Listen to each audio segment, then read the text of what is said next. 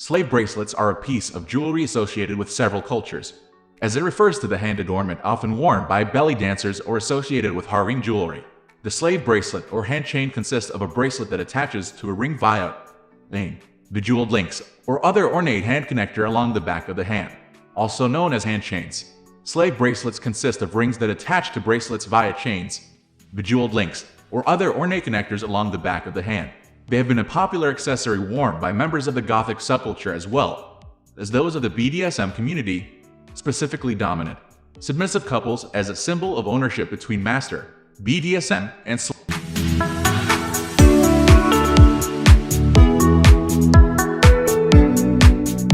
It has been posited that slave bracelets were inspired by jewelry worn by enslaved women in harems in the Ottoman Empire. Others suggest that the name comes from the fact that rings are chained to bracelets and are, thus, enslaved.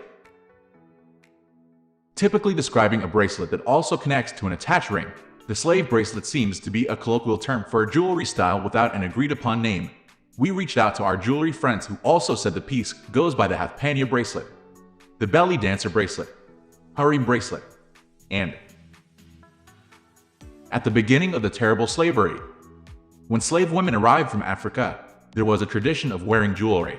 For instance, necklaces with wooden pendants that carried meanings. After that, over the centuries, they started crafting jewels made of gold and silver.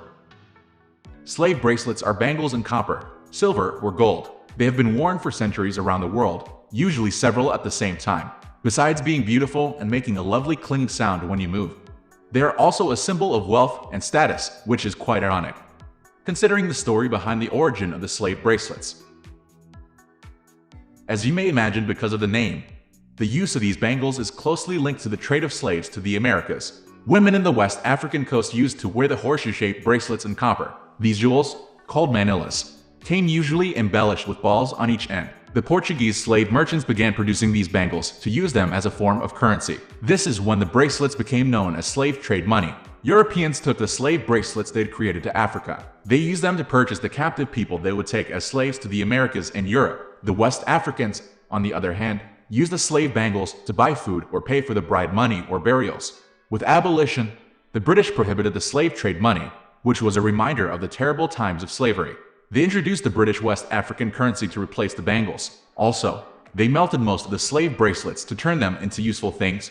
The Africans who had been captured by their fellows and sold to Europeans in exchange of slave bracelets, once free and prospering, started buying bangles to give to their loved ones on special occasions such as baptisms, engagements, and weddings, as a reminder that they were never to be sold again. So, these bracelets became a symbol of something even more valuable than their acquired wealth. It symbolized their freedom.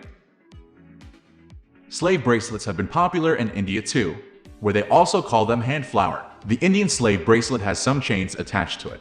Usually, the chain links the bracelet to the rings that go on each finger. It is a hand ornament more than only a bracelet. In fact, the hand flower is typical bridal jewelry, representing the bonds of marriage and the wealth of the family.